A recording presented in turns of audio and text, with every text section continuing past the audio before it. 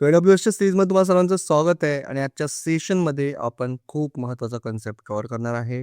डिटेलमध्ये one by one समजून घेऊया सर्व काही. पूर्ण आर्किटेक्चर पण समजून घेऊया आणि सर्व काही समजून घेऊया. सो स्टार्ट करतो बघा.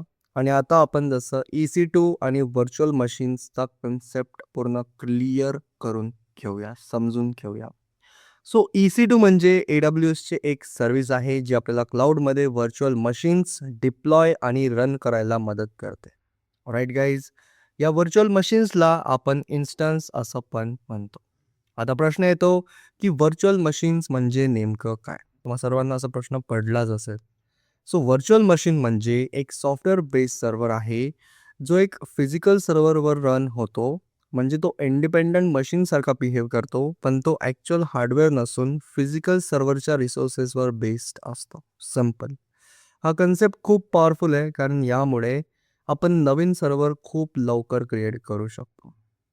ट्रॅडिशनल सेटअपमध्ये जर आपल्याला सर्व्हर पाहिजे असेल तर आपल्याला फिजिकल सर्व्हर बाय करावं लागायचं, सेटअप करावं लागायचं, मेंटेनन्स करावं लागायचं आणि खूप काही गोष्टी कराव्या लागायच्या. लाईक जसं नेटवर्किंग, कूलिंग हे पूर्ण सेटअप करावं लागायचं आपल्याला.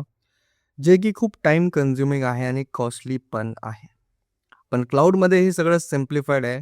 AWSच्या एक्झिस्टिंग फिजिकल इन्फ्रास्ट्रक्चरवरून आपण काही सेकंड्समध्ये नवीन व्हर्च्युअल सर्व्हर क्रिएट करू शकतो. And this is the power of AWS. आता हे काम कसं करतं हे समजून घेऊया. लाईक एक फिजिकल सर्व्हरमध्ये मल्टिपल रिसोर्सेस असतात, जसं की CPU कोअर्स झालेत, रॅम, स्टोरेज आणि व्हर्च्युअलायझेशनमुळे आपण हे रिसोर्सेस डिवाइड करू शकतो. एक्झाम्पल हे समजून सांगण्याचा प्रयत्न करतोय. जर एक फिजिकल सर्व्हरमध्ये 10 CPU कोर्स असतील तर त्यातून काही कोर्स आपण एक व्हर्च्युअल मशीनला अलोकेट करू शकतो आणि उरलेले रिसोर्सेस इतर व्हर्च्युअल मशीनसाठी यूज करू शकतो. आणि हे जर आपण युजरच्या पर्स्पेक्टिव्हने बघितलं तर व्हर्च्युअल मशीन एक नॉर्मल सर्व्हर सारखंच दिसतो. आपण त्याला SSH किंवा रिमोट कनेक्शनने कनेक्ट करतो आणि त्यावर आपलं ॲप्लिकेशन रन करतो, जसं आपण एक रेग्युलर सर्व्हरवर करतो. Simple as it is. आता क्लाउडमध्ये काम करताना तुम्हाला सर्वांना माहिती आहे की SLA म्हणजे काय?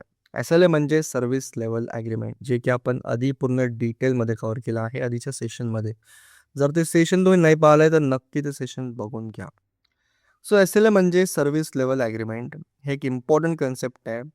EC2 मध्ये सिंगल इन्स्टन्ससाठी अप्रॉक्सिमेट 99.5% अवेलेबिलिटी SLA आहे. हे कंपॅरेटिव्हली चांगलं आहे, पण एक सिंगल मशीनसाठी आहे. राईट. याचं रिझन असं आहे की EC2 इन्स्टन्स स्पेसिफिक अवेलेबिलिटी झोनमध्ये डिप्लॉय केला जातो आणि तो ऑटोमॅटिकली दुसऱ्या झोन्समध्ये रेप्लिकेट होत नाही. हाय अवेलेबिलिटीसाठी आपल्याला मल्टिपल इन्स्टन्सेस आणि मल्टिपल झोन्स यूज करावे लागतात. ते कसं करतो आपण हे थोडं डिटेलमध्ये समोर समजणारच आहे. आता थोडं आपण आर्किटेक्चर समजून घेऊया की फिजिकल सर्व्हरला आपण होस्ट का म्हणतो आणि जसं व्हर्च्युअल मशीन्सला आपण गेस्ट का म्हणतो. पूर्ण डिटेलमध्ये स्टेप बाय स्टेप मी तुम्हाला समजून सांगणार आहे. सो आता जर तुम्ही या व्हर्च्युअल मशीनच्या आर्किटेक्चरला पाहिलं तर तुम्हाला काय दिसतंय? तुम्हाला हेच दिसतंय की हे जे आर्किटेक्चर आहे हे 2 भागामध्ये डिवाइड आहे. सर्वात पहिलं आहे बघा जसं फिजिकल लेयर आणि नंतरची जी लेयर आहे ती आहे व्हर्च्युअल लेयर. सो सर्वात पहिलं आपण आपली फिजिकल लेयर समजून घेऊया आणि नंतर आपण जसं व्हर्च्युअल लेयर समजून घेणार आहे. सो सर्वात पहिले आपण काय करणार, फिजिकल लेयरबद्दल पूर्ण डिटेलमध्ये समजून घेणार. सो आता आपण जर पाहिलं तर फिजिकल लेयरमध्ये आपल्याला काय दिसतंय? सर्वात पहिलं आपल्याला दिसतंय बघा होस्ट OS म्हणजे होस्ट ऑपरेटिंग सिस्टम. म्हणजे काय? सो हा आहे बघा बेस ऑपरेटिंग सिस्टम जो फिजिकल सर्व्हरवर इन्स्टॉल्ड असतो. राईट. आणि सेकंड आहे बघा जसं आपलं हायपरवायझर, जे की खूप इम्पॉर्टंट आहे. हायपरवायझर म्हणजे आता तुम्हाला प्रश्न पडला असेल की हायपरवायझर मी तुम्हाला असं का म्हटलं की हे खूप इम्पॉर्टंट आहे. बिकॉज हा जो आहे हा मोस्ट इम्पॉर्टंट कॉम्पोनंट आहे बघा आपला जसं फिजिकल सर्व्हरमध्ये. हायपरवायझर काय करतो? हायपरवायझर मल्टिपल व्हर्च्युअल मशीन्स क्रिएट करतो, रिसोर्सेस शेअर करतो जसं CPU, रॅम, स्टोरेज आणि व्हर्च्युअल मशीन्सला आयसोलेट ठेवतो. म्हणजे प्रत्येक व्हर्च्युअल मशीन इंडिपेंडंट वाटतो आपल्याला. सो आता आपण एक इम्पॉर्टंट लेयर बघूया जी की आहे व्हर्च्युअल लेयर. सो व्हर्च्युअल लेयरमध्ये आता तुम्ही बघू शकता की तुम्हाला 3 ब्लॉक्स दिसत आहे. सो हे काय आहेत हा तुमच्या मनामध्ये प्रश्न पडलाच असेल. Right guys. सो हे आहेत बघा आपले 3 व्हर्च्युअल मशीन्स. म्हणजे एका फिजिकल मशीनवर आपण मल्टिपल व्हर्च्युअल मशीन्स रन करत आहोत. सिंपल याचा असा अर्थ आहे. आता प्रत्येक व्हर्चुअल मशीनच्या आत काय-काय आहे ते आपण बघून घेऊया. सो सर्वात पहिलं आहे बघा जसं गेस्ट ओएस म्हणजेच की गेस्ट ऑपरेटिंग सिस्टम. सेकंड आहे बघा जसं बिन्स अँड लायब्ररीज आणि थर्ड आहे जसं बघा कोड. सो एका व्हर्चुअल मशीनमध्ये हे 3 कंपोनंट्स असतात जे की खूप महत्त्वाचे आहेत. राइट? सो प्रत्येक जसं सर्वात पहिलं आपण काय करणार बघून घेऊया गेस्ट ऑपरेटिंग सिस्टम. सो प्रत्येक व्हर्चुअल मशीनमध्ये स्वतःचं गेस्ट ऑपरेटिंग सिस्टम असतं. जसं की लिनक्स झालं किंवा विंडोज. आता इम्पॉर्टंट पॉईंट तुम्हाला लक्षात ठेवायचा आहे. प्रत्येक व्हर्चुअल मशीन इंडिपेंडंट असतो. म्हणजे एका व्हर्चुअल मशीनमध्ये प्रॉब्लेम आला तरी दुसऱ्यावर याचा इफेक्ट होणार नाही. सिंपल. सो नेक्स्ट कंपोनंट आहे आपला बिन्स अँड लायब्ररीज.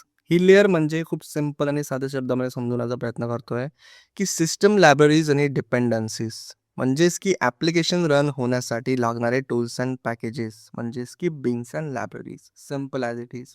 थर्ड आहे बघा जसं आपला कोड. ही टॉप लेयर आहे बघा आणि इथे तुमचा ॲक्च्युअल ॲप्लिकेशन कोड रन होतो. So these are all the 3 top components of virtual machines. Virtual मशीन्सच्या अंदर हे टॉप कंपोनेंट्स असतात जसं गेस्ट ओएस झालं, बिन्स अँड लायब्ररीज आणि code. So this is all about our virtual layer guys. Right? इथे आपण एक इम्पॉर्टंट गोष्ट लक्षात ठेवू शकतो जसं की व्हर्चुअल मशीन म्हणजे कंप्लीट सिस्टम जे की operating system plus libraries plus ॲप्लिकेशनने बनतं. राईट? सो आता आपण एक इम्पॉर्टंट कन्सेप्ट समजून घेऊया जो की आहे व्हर्चुअल मशीन डेन्सिटी.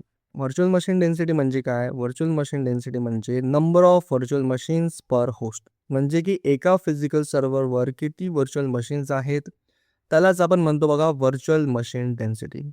ह्या एक्झाम्पलमध्ये 3 व्हर्चुअल मशीन्स आहेत एका होस्टवर.